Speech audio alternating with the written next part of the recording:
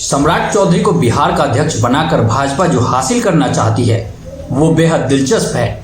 भाजपा यह समझ चुकी है कि वह आरजेडी के वोट बैंक में सिर नहीं लगा सकती है, क्योंकि बात अगर आरजेडी की करें तो राजद के कोर वोटर मुस्लिम और यादव हैं, जो कि काफी मजबूत माने जाते हैं।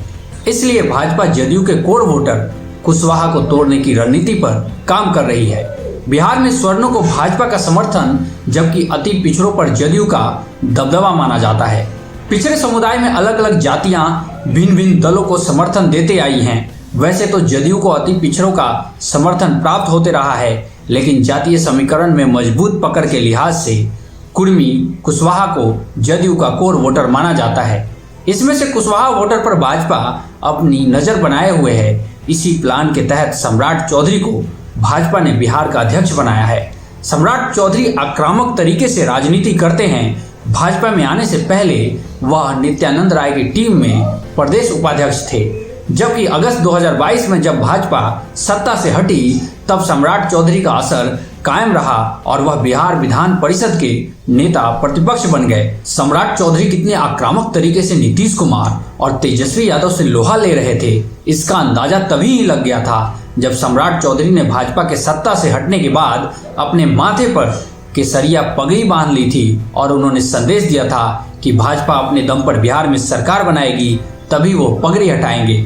हालांकि कुशवाहा प्लान पर भाजपा पहले से ही काम कर रही थी। राजनीतिक जानकारों की माने तो उपेंद्र कुशवाहा का जदयू से अलग होने का कारण भाजपा ही है।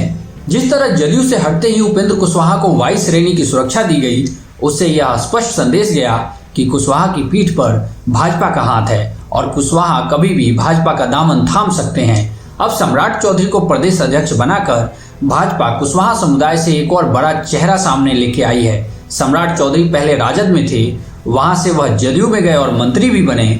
इसके बाद सम्राट चौधरी भाजपा में आए और एनडीए सरकार में पंचायती राज मंत्री बने।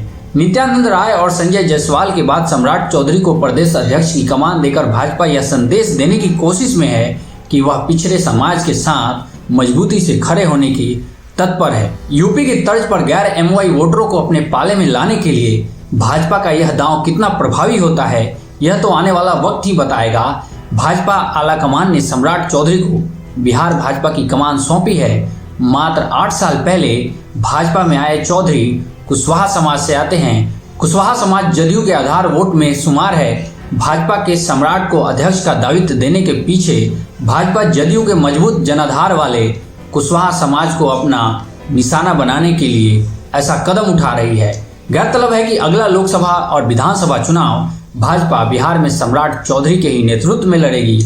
ऐसे में सम्राट चौधरी को सूबे में पार्टी की बागडोर सौंपकर भाजपा ने एक बड़ा दांव खेला है। वैसे जदयू ने 2 साल पहले इसी समाज से उमेश सिंह कुशवाहा को प्रदेश अध्यक्ष की जिम्मेवारी दी थी। तब से वह अभी तक जदयू के प्रदेश अध्यक्ष बने हुए हैं। मालूम हो कि मंगल पांडे के बाद सूबे की पार्टी की जिम्मेवारी संभालने वाले सम्राट पिछड़े समुदाय से तीसरे नेता हैं। वही नित्यानंद राय और संजय जायसवाल आरएसएस की पृष्ठभूमि से आते थे, लेकिन सम्राट चौधरी की पृष्ठभूमि संघ की नहीं है। बिहार की वर्तमान राजनीतिक चुनौतियों और सामाजिक समीकरण को साधने के लिहाज से भाजपा ने सम्राट चौधरी को एक विकल्प के तौर पर पेश किया है। तो फिलहाल इस वीडियो में इतना ही। क्या सम्राट चौधरी भाजपा के लिए करिश्मा दिखा पाएंगे? कमेंट में बताइएगा।